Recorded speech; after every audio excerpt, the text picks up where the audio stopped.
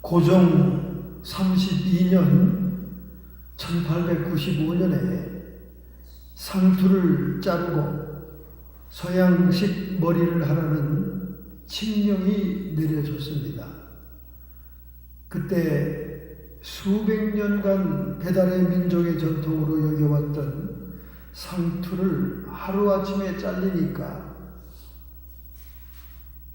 온 백성들이 격렬하게 저항을 합니다. 성리학에서는 부모로부터 받은 것을 재해버릴 수 없다는 그런 이론이 있었기 때문에 그 당시에 조선을 주관하던 성리학에 의해서 많은 백성들이 통곡을 하고 울고 아주 굉장했습니다. 이렇게 서양 문물이 들어올 때 전통적인 문명과 굉장히 대적되는 일들이 많이 일어났죠. 특별히 우리 상투하는 이 전통은 이 동이족들의 전통입니다. 동이족들이 저 천상에 계신 하나님을 섬기는 의미에서 상투가 시작이 된 겁니다. 사실은 성리학에서 말하는 부모에게서 난 것을 제하해버리지 않는다는 것은 후대의 얘기고, 본래 동이족들이 원천적으로 하늘에 하나님을 섬기는 의미에서 상투를 했습니다. 그래서 고고학을 보면 상투한 사람들이 많이 나오죠. 한족들은 상투를 안 했어요. 동이족들이 했습니다. 특별한 의미가 있었죠. 이렇게 시대가 변천하면서 많은 것들이 변화되고 있는 것 중에 여러 가지 동성애를 인정한다든가 이런 여러 가지들이 많이 있습니다만은 요즘 가장 눈에 띄면서 눈에 거슬리는 일들이 있습니다. 그것은 문신을 하는 거죠. 문신. 갑자기 문신이 많아졌어요. 갑자기 많은 젊은이들과 많은 사람들이 심지어 60대, 70대까지도 문신들이 아주 대단합니다. 아주 징그러울 정도로 몸 안에는 어떤지는 알 수 없지만 몸 밖으로 다리, 몸통, 목, 팔다리 굉장히 문신들을 많이 합니다. 구약 성경 레위기 19장 26절부터 30절에 문신에 대해서 언급하고 있습니다. 죽은 자를 위하여 너희는 살을 베지 말며 몸에 무늬를 놓지 말아라. 나 여호와의 말입니다. 이런 그 문신의 종말론적인 현상으로 보고 있어요. 왜 갑자기 문신이 많아졌느냐? 그 문신이 많아진 것은 종말 현상으로 성경은 보고 있습니다. 왜냐하면 앞으로 적그리스도가 나타나면 문신으로 우리 몸에다 칩을 받고 짐승의 표를 줄 것이기 때문에 문신이 사람으로 하여금 익숙하고 자연스럽도록 만들기 위해서 악한 마귀 사탄의 문화는 문신의 문화로 바뀌고 있는 것입니다. 젊은 세대는 문신을 하지 않으면 그들의 무리에서 뒤처지고 유행에 떨어진 것 같이 느껴지는 거예요. 그래서 엄청나게 문신들을 많이 하고 있습니다. 어쨌든 성경에서는 문신을 금하고 있어요. 왜 금하냐?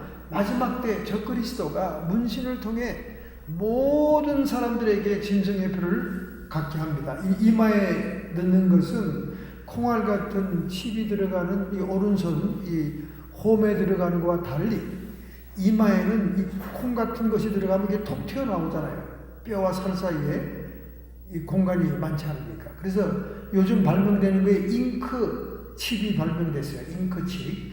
즉 잉크를 문신처럼 이마에 새기면 칩의 역할을 합니다. 그것으로 스캔하면 이렇게 컴퓨터가 작동이 돼요. 그게 발명이 됐어요. 즉 문신으로 이마에 짐승의 표를 놓게 되는 그날이 오기 때문에 지금 이 종말론적인 현상으로 문신이 만연하다는 거예요. 갑자기 목사님이 왜 문신 얘기를 또 하시는가? 애리조나 스코테일에 소재한 트리니티 교회에 마크 드리스콜이라고 하는 목사님을 청빙을 했습니다. 그런데 갑자기 교회가 소란스러워졌어요. 왜냐하면 목사님의 몸에 문신이 있었습니다. 뭐 겨울에 청빙할 때는 몰랐죠. 양복을 입고 딱 등장하니까. 그런데 여름에 반팔을 입고 나타나는데 팔에 전부 다 문신이 있는 거예요. 그러니까 교인들이 술렁대기 시작한 겁니다. 이제 목사님들까지도 문신을 하기 시작했어요. 그러니까 이게 참 기가 막히고 코가 막히고 그냥 답답한 겁니다. 교인들이. 그러니까 교인들의 신앙이 더 보수적인 거죠. 목사님보다. 그러니까 이 목사님을 이걸 그냥 둬 말어. 어떻게 해? 성도들 간에 막 의견이 분분해진 거예요. 여러분은 어떻게 했습니까? 여러분은 반대표에다 던지겠습니까? 찬성표에 던지겠습니까? 어떻게 하겠어요? 어쨌든 목사님의 의무는 성경을 그대로 전달할 의무가 있는 분이기 때문에 성경에서 금하고 있다면 자신도 금해야 되는 것이죠. 문신을 한 목사님들이 어디 그분뿐이겠어요?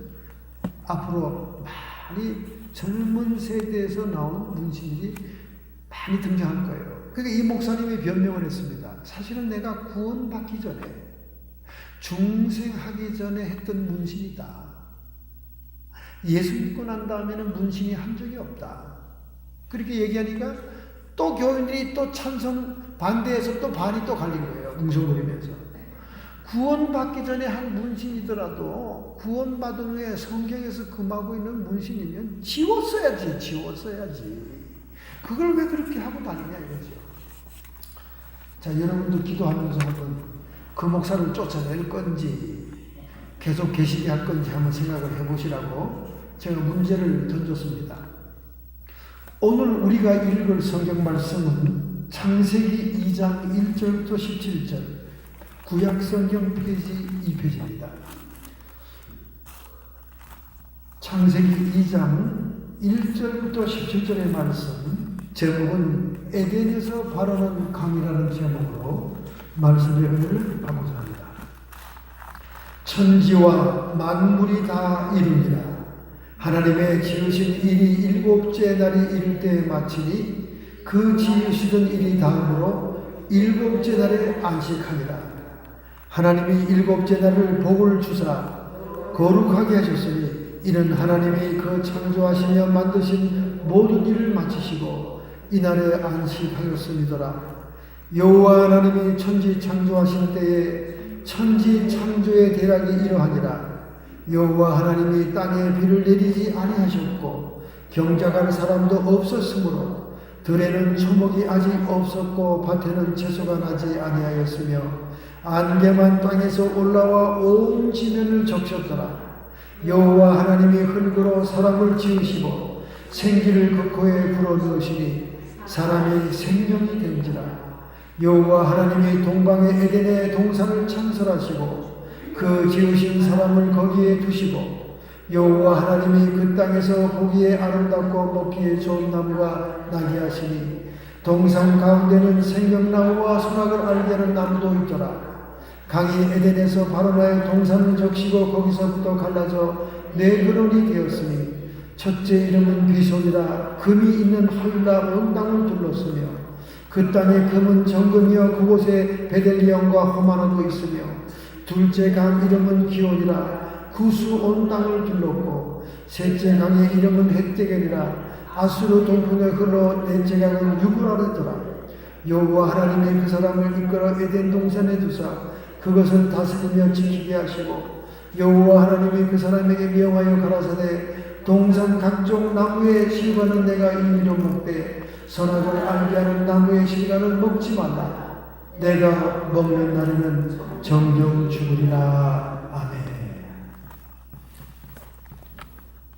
오늘 우리가 이 성경 말씀을 읽으면 여러분 이런 생각이 들 거예요. 그 천지를 지으시고 인간을 만든 하나님이 인간을 위해 마련해 주신 아름다운 기쁨의 동산, 에덴이 기쁨이란 뜻이에요. 기쁨의 동산. 그게 어딨냐고 말이에요. 고고학적으로 발견이 되느냐고 말이죠. 노아의 방주는 고고학적으로 발견이 됐습니다.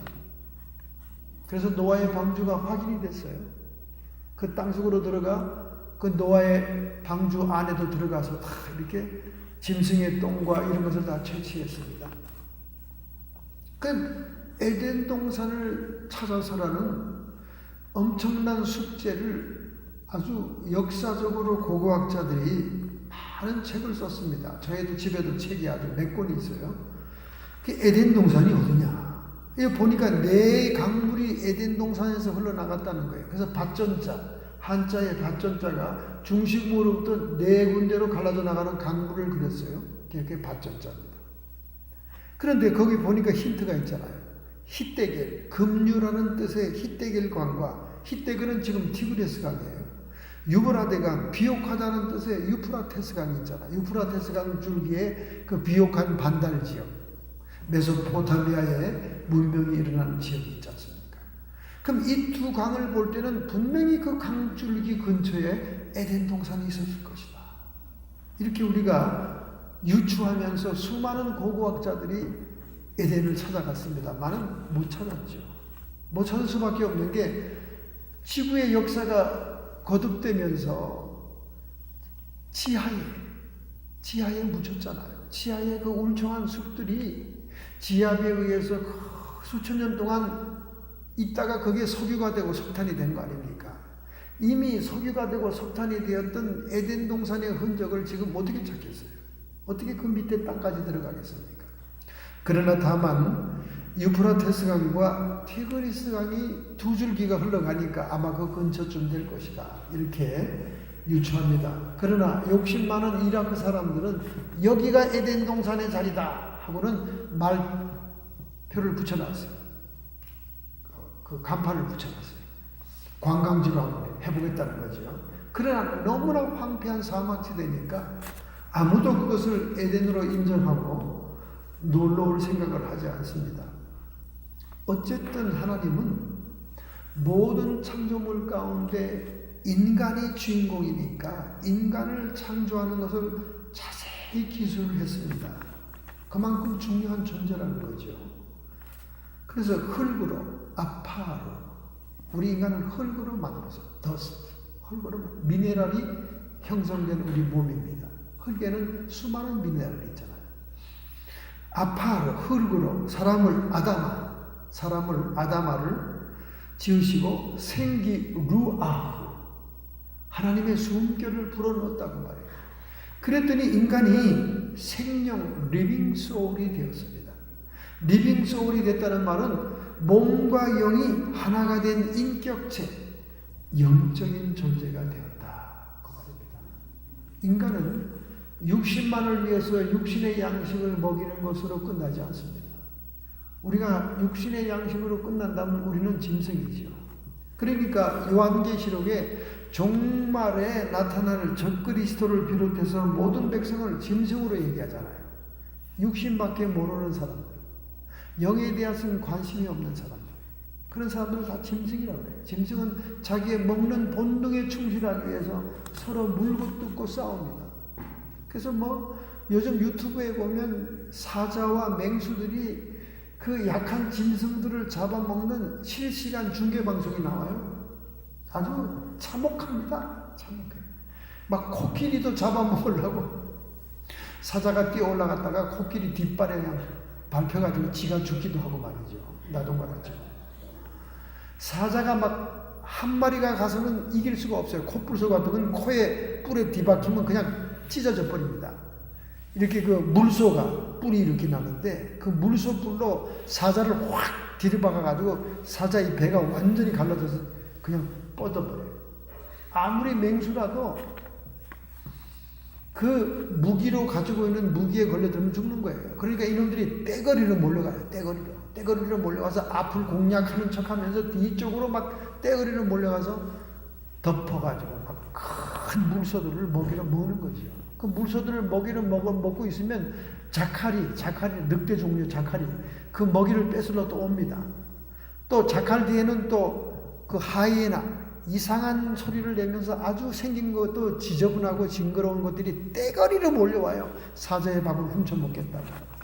그러면 또 숫사자는 가서 그 떼거리를 물리치고 말이죠. 정신들 없습니다. 그 아주 신앙 방송 보면 짐승의 세계는 완전히 먹고 먹히는 세계예요. 악어도 물 먹으러 온 짐승들을 잡아먹고 바다로 물속으로 들어갑니다. 그럼 악어로부터 막 빠져나오려고 막 몸부림을 치죠. 이렇게 악어가 다리 한 짝이나 이렇게 물속으로 일단 끌고 들어가면 죽으니까. 그럼 막 간신히 그 악어로부터 벗어나요. 다른 짐승이 또 도와줘서 악어로부터 벗어나면 이 다리 하나는 완전히 그냥 너덜거리는 쩔룩바리가 되는 거예요. 물소가 힘있는 분. 그럼 너덜거리는 쩔룩바리로 물소대에 가봤댔자 금방 사자의 밥이 됩니다. 도망갈 수가 없으니까. 이렇게 짐승의 세계는 먹고 먹히는 그냥 참혹한 세계입니다. 이것이 바로 영혼이 없는, 영적인 것에 관심이 없는 인간들도 본능에 충실한 짐승에 불과하다는 거예요. 그러니까 자꾸 요한계시록에는 짐승 얘기가 나오잖아요. 짐승 얘기가. 그러나 여러분과 저는 몸과 영이 하나 된 인격체, 영적인 존재입니다.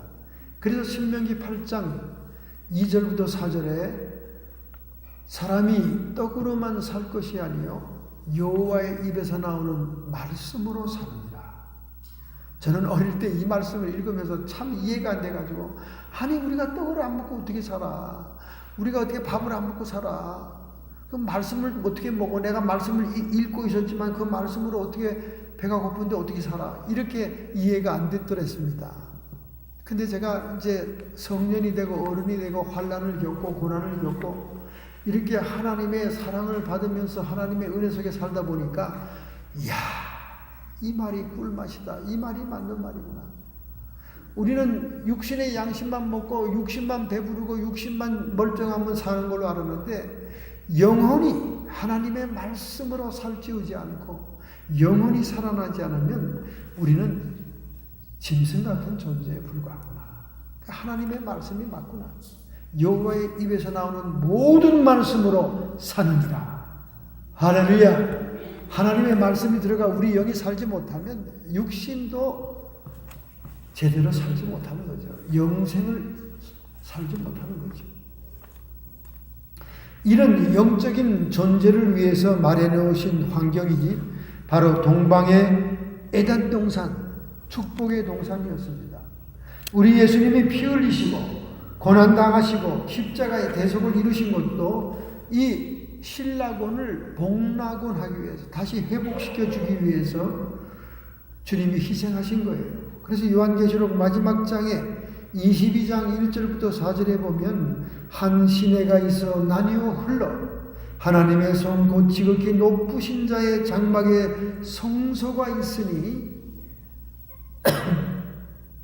주의 백성들이 기쁘게 한다고 말씀이 있는 것입니다. 알파와 오메가죠. 처음과 나중이 똑같습니다. 자, 이렇게 하나님께서는 에덴 동산, 축복의 동산을 만들어 놓고 뭐라고 사람들을 거기다 두고 얘기를 하시냐 하면, 거기에 두시고 다스리며 지키게 하는 사명을 줬다는 거예요. 영어로 말하면 to tell it, 다스리며 and keep it, 지키게 하는 사명을 줬다는 거예요. 우리는 이 성경 말씀을 따라서 우리 성도된 이 청지기들이 축복의 근원이 되는 사명이 무엇이냐 하는 것을 오늘 우리가 분별해 봐야 되겠다 그 말입니다.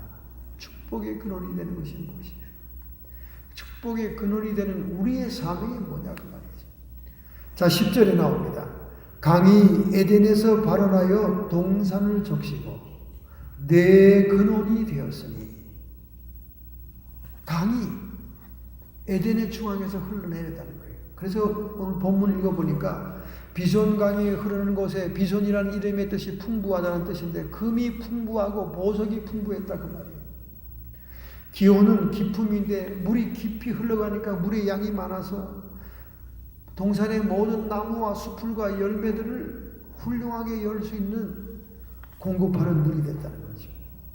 흰대길은 금류입니다. 빨리 흘러가요. 물이 이렇게 속도가 없으면 물이 썩죠. 그리고 녹조 현상이 일어납니다. 근데 물이 또 막 속도가 있어야 돼요. 그 다음에 유브라데, 비옥하다.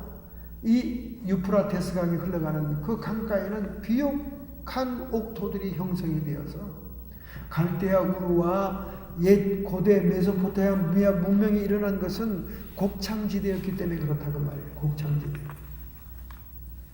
이렇게 강이 흘러나가요.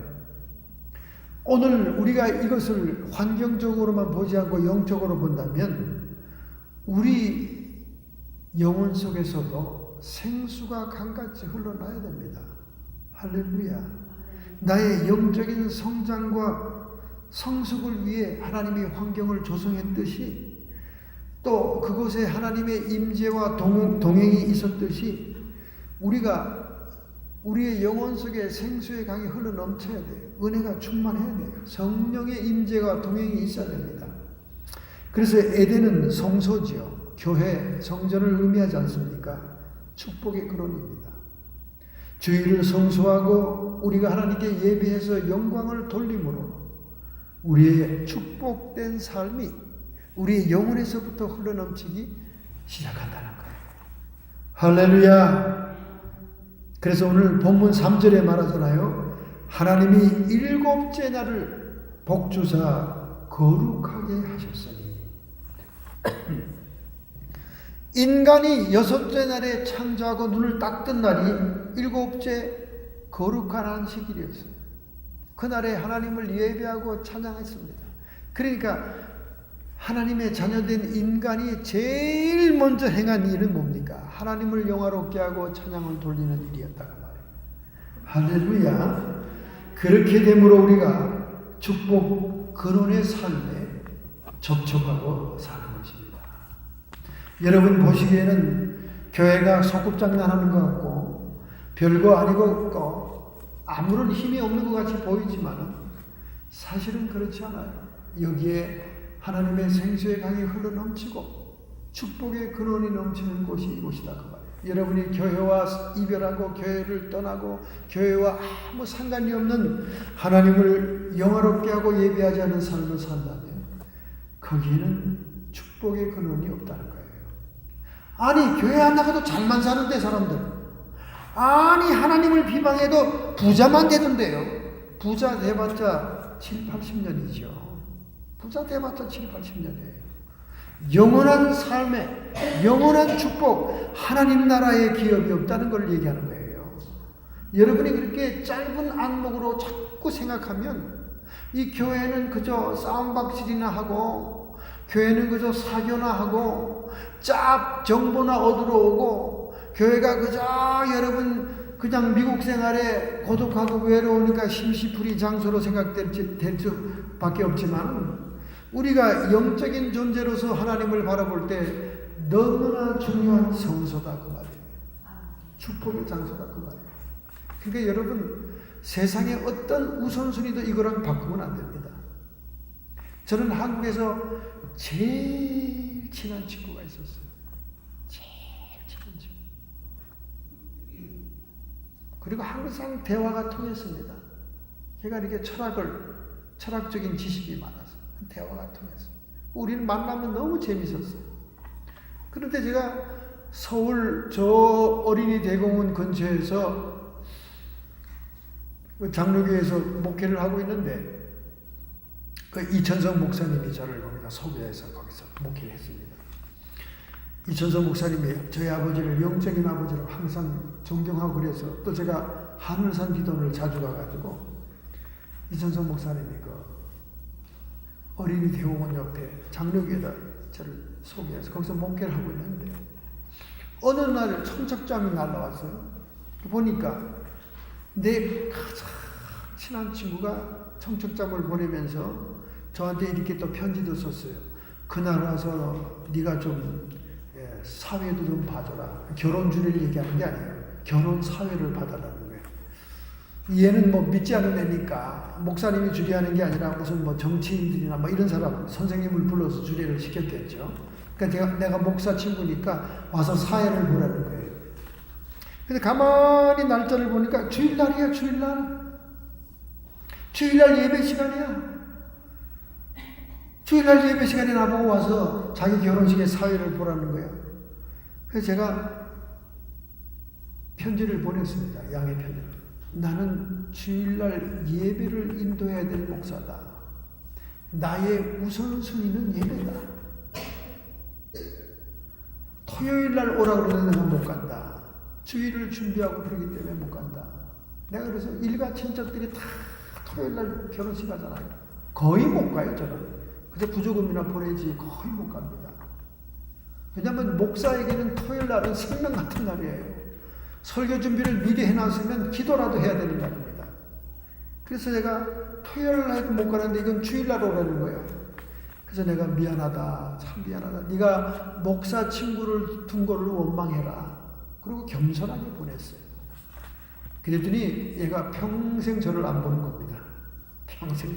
아마 충격을 받았겠죠. 평생 저를 안 봐요. 아주 친구의 명단에서 딱 빨간 줄을 그어버리고 그렇게 저하고 친했는데 평생 저를 보질 않아요. 평생 저를 안 봐도 저는 상관이 없습니다. 왜냐하면 저의 우선순위는 하나님께 예배를 드리는 거예요. 이 예배의 지장이 있거나 예배와 무슨 문제가 있으면 절대 저는 못 움직입니다. 일가 친척들이 토요일 날 와도 저는 못 가는 거예요. 못 가는 거예요. 미안한 일이지 못 가는 거예요. 참 미안한 일이에요. 그래서 삼촌 설교 준비는 일찍 해놓으면 설교 준비 다 일찍 해놨어. 그래도 네가 보기에는 우리 교회가 소꿉장난하는 교회 같이 보이지만은 1000명 나오나 10,000명 나오나 수십만 명이 나오나 목사가 할 일은 똑같은 시간이 드는 것이다. 기도 준비해야 돼요. 다 해야 돼. 미안하다. 제가 부족을만 보냈죠. 여러분, 축복의 근원은 거룩하고 복된 성소에 있는 것입니다. 여러분이 일생을 살면서 이걸 우선순위로 하지 않으면 하나님이 여러분의 심보를 다 봅니다. 마음을 다 봐요. 네가 어디에 마음이 우선순위가 다 알아요. 다 알아요. 정말로 하나님을 섬기는 자는 하나님이 귀하게 여기십니다. 할렐루야. 그걸 중심을 다 압니다. 하나님은 다 알아요. 제가 예언 기도를 해보면요, 벌써 하나님이 그 사람들의 중심을 다 알아요. 네가 어디다 돈 쓰는 데가 제일 중점을 두는지 다 알아요. 주로 이북에서 오신 분들은 사 먹는 데 중점이에요. 밥 사 먹는 건 전혀 아깝지 않아. 그럼 맨날 불러대요. 목사님 밥 먹으러 가요. 귀찮아. 내가 밥 한 끼 같이 먹겠다고 산호세 2시간 거리를 갑니까? 여러분 생각해 보세요. 트래픽이 있으면 3시간입니다. 점심 먹자고 자꾸 조르고 부르는데 제가 아침부터 나가면 우리 집에서 나갈 때 새벽 4시에 나가도 트래픽이에요. 지난 며칠 전에 제가 새벽 4시에 야 우리 좀 일찍 나가자. 그러면 트래픽이 없겠지. 3시 50분에 나갔는데 완전 막혔어요. 그러니까 우리는 점심 먹으러 오라고 해도 못 가요. 미안합니다. 근데 이북 사람들은 자꾸 끌어들이려고 그래. 왜? 자기가 이렇게 식당을 다녀도 자기만 먹으러 다니면 좀 얼굴이 자꾸 좀 그런가 봐. 식당이 뭐 몇 안 되니까 돌아다녀도.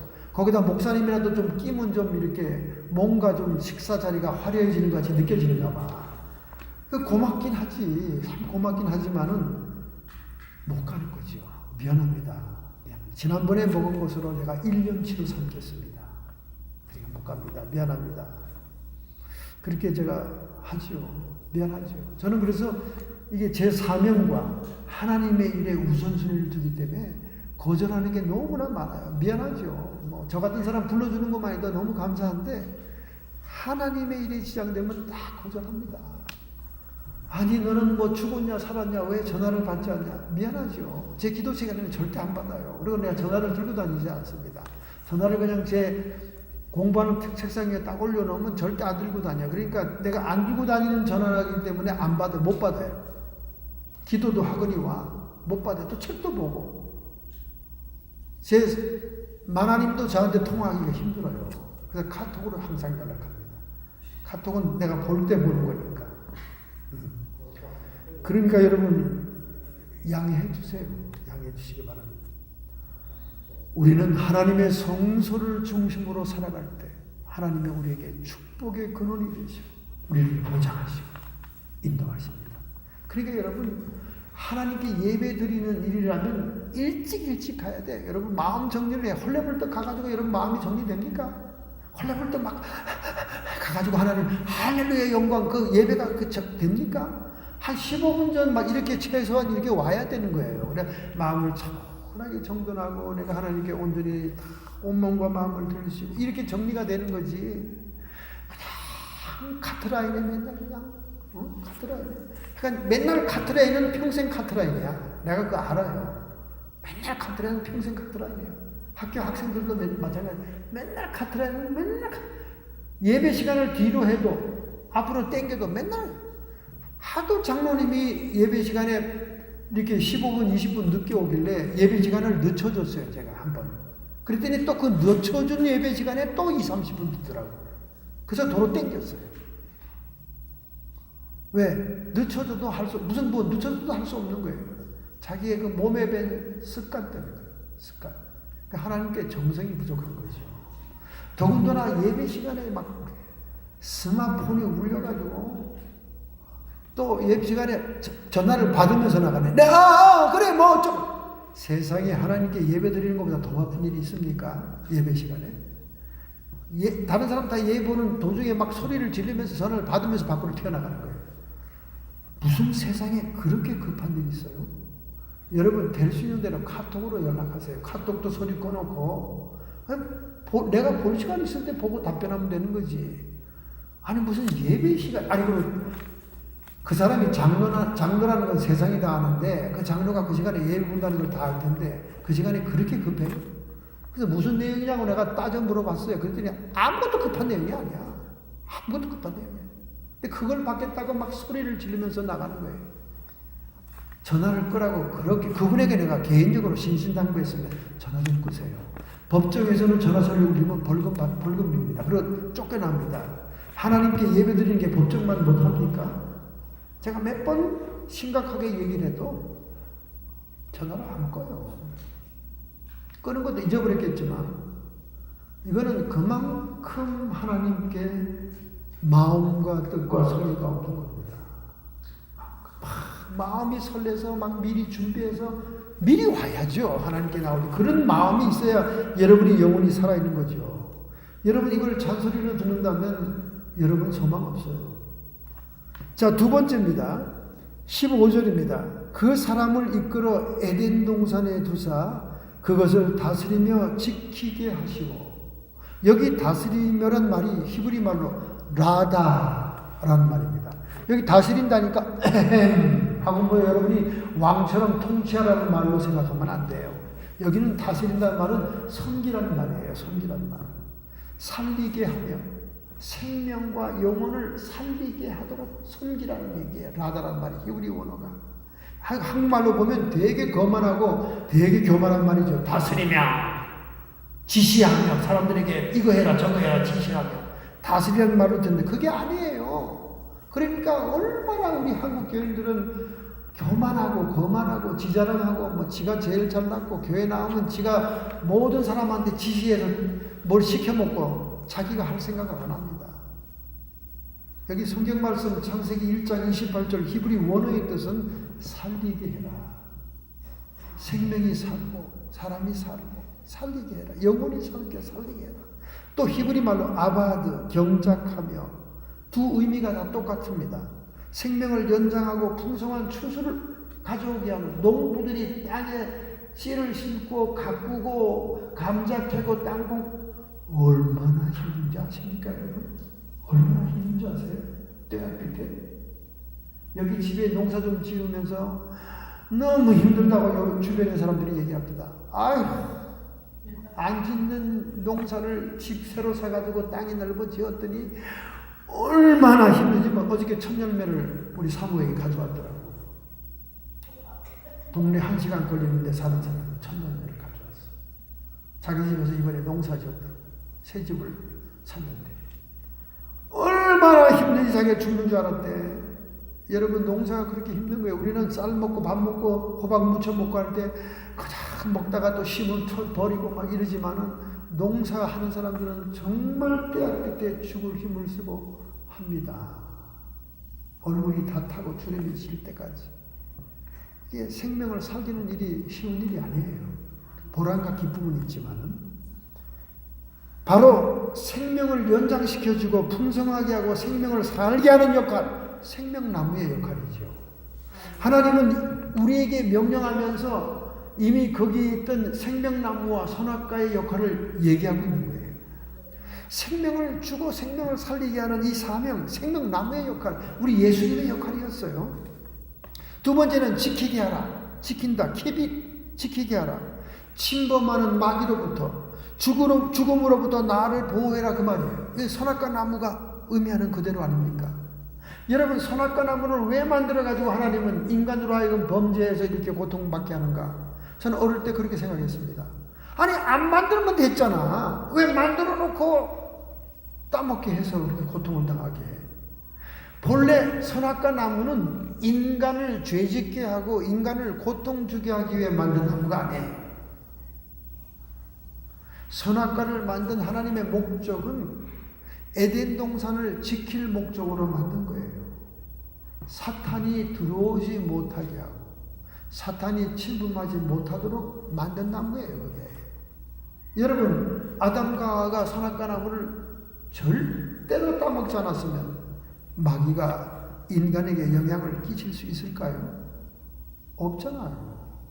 그러니까 어릴 때 제 생각에는 그냥 아유, 하나님이 그 선악과를 안 만들면 되지. 생명나무만 만들어 놨으면 당연히 생명나무 과실만 먹었지. 왜 만들어 놓고 인간을 고생시켜? 병 주고 약 줬네. 이렇게 생각했다고, 제가 어릴 때. 근데 가만히 이 말씀을, 본문을 보니까 다스리며 지키게 하라. 다스린다, 라다, 생명을 준다는 말은 생명나무의 역할이요. 우리에게 준 사명이다, 그 말이에요. 그 다음에 이 에덴 동산을 지켜라! 지킨다는 건 보호하는 거죠. 마귀로부터 보호하고, 내가 죽음으로부터, 세균으로부터, 더러운 것들로부터 지키는 거. 그건 선악과 나무의 역할이다, 그 말이에요. 그 선악과 나무는 마귀를 탁 잡는 덫이었지, 인간을 잡기 위한 덫이 아니었다는 거예요. 그건 알아야 돼요, 여러분. 그래서 동산 중앙에 생명나무와 선악과 나무가 있듯이 하나님은 인간에게 두 가지의 사명을 준 거예요. 생명을 살리는 사명과 그리고 생명을 지키는 사명을 주신 거예요. 할렐루야. 그 역할을 결국 누가 하셨습니까? 예수님이 하셨죠. 예수님이. 요한복음 10장 10절에 말씀합니다. 도적이 오는 것은 죽이고 멸망시키려는 것뿐이요, 내가 온 것은 생명을 얻되 더 풍성히 얻게 하려 함이니라. 할렐루야. 도적이 오면 우리는 죽어요. 육신적으로 죽어요. 멸망, 영혼도 영혼이 죽습니다.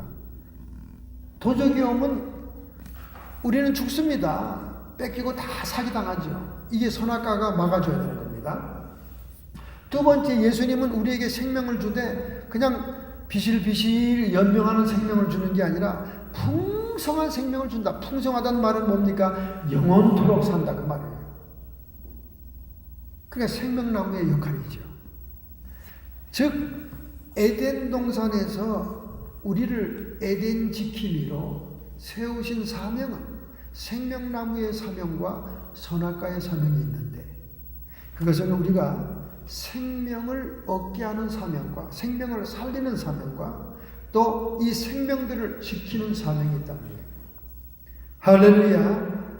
이 청지기의 사명을 우리가 올바로 깨닫는다면 우리는 에덴 동산에서 부여했던 인간의 사명을 감당합니다. 이 사명 때문에 영원한 하나님 나라의 기업이 기다리고 있다는 거예요. 면류관이 기다리고 있다는 거예요. 상급이 기다리고 있다는 거예요. 할렐루야. 할렐루야. 그러므로 여러분이 여러분 자신을 생명이 풍성하게 되도록 여러분이 얻은 이 하나님의 생명을 지켜야 됩니다. 악한 마귀 사탄으로부터, 죄악으로부터 지켜야 됩니다. 이 사명도 있고, 또 다른 사람의 생명을 위해서 기도해주고 섬기고 헌신하고 생명으로 나올 수 있도록 생명을 살려주는 역사, 이 두 가지의 사명이 에덴 동산에서 하나님이 우리에게 주신 원천적인 사명을 오늘 깨달으시기 바랍니다. 할렐루야. 이 사명을 감당하기 위해서는 여러분이 하나님의 성소를 떠나지 아니하고 하나님의 성삼위 하나님을 영광스럽게 예배하는 그런 예배자가 돼야 된다고 말이야. 할렐루야. 할렐루야.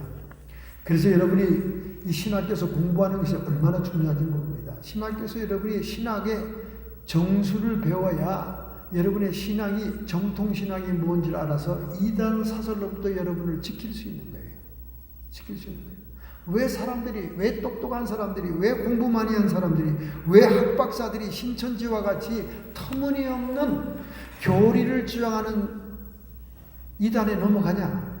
자기들이 지킬 만한 교리가 없어요. 지킬 만한 신학이 없어요. 지킬 만한 성경의 뼈대가 없으니까 솔깃해가지고 넘어가는 거예요. 아무리 학박사면 뭡니까? 신학에 대해서는 아무것도 모르잖아요. 넘어가는 거예요. 수많은 마귀의 미혹의 영들, 마귀의 많은 사술들, 거짓들, 이런 것들을 우리가 유혹하면서 우리의 생명을 빼앗아가려고 하는 거잖아요. 하나님이 주신 영적인 생명을 빼앗아가려고 하지 않습니다. 지키라고 말해요. 지키라고 말해요. 여러분 자신도 지킬 뿐만 아니라 다른 사람들도 권면해서 지켜야 된다고 말해요. 할렐루야. 이 사명을 깨달으시기를 축원합니다. 이런 사명을 감당하는 남은 생애를 결단하고 결심한다면 여러분의 가슴에 손을 얹기 바랍니다. 그리고 여러분의 아픈 상처에 손을 얹기 바랍니다. 우리 주님이 친히 여러분을 치료해 주실 줄로 믿습니다. 하나님 아버지, 에덴 동산에 주어진 원천적인 인간의 사명, 오늘 우리의 성도의 사명은 생명을 살리며 그 생명을 지키는 것이 사명인 줄 깨달았습니다. 이 일을 위하여 저들이 더욱더 하나님의 성소에서 하나님을 예배하여 하나님의 성령에 충만하며 성령의 생수의 강이 흘러넘치는 내 영혼 속에 내 줄기의 강물이 사방으로 흘러넘칠 수 있도록 하나님이 우리의 영혼을 충만케 주시옵소서. 이렇게 결심하고 결단하는 성도들을 안수해 주심을 믿습니다. 성도의 육체와 정신에 역사하는 모든 질병들아 예수 그리스도의 스티그마의 흔적을 통하여 안수할 때 모든 질병에서 노임 받을지어다. 악한 마귀 사탄 귀신의 세력들은 불의의 영으로 미혹의 영으로 우리를 진리로서부터 떠나게 하기 위해 미혹하고 있사오나 우리가 사람의 미혹을 받지 않도록 분별의 영을 주시옵시며 이 시간 모든 악의 세력들은 예수 그리스도가 승리하셨으니 쫓김받고 떠나갈지어다. 우리의 가정과 우리의 주변과 내 주변에서 떠나가고 물러갈지어다. 하나님의 승리를 선포한다. 하나님, 우리가 이 땅에서부터 성령 안에서 의와 평강과 희락을 누리므로 하나님 나라의 영광을 누리게 하여 주옵소서. 예수님의 이름으로 감사하며 축복하며 기도하옵나이다.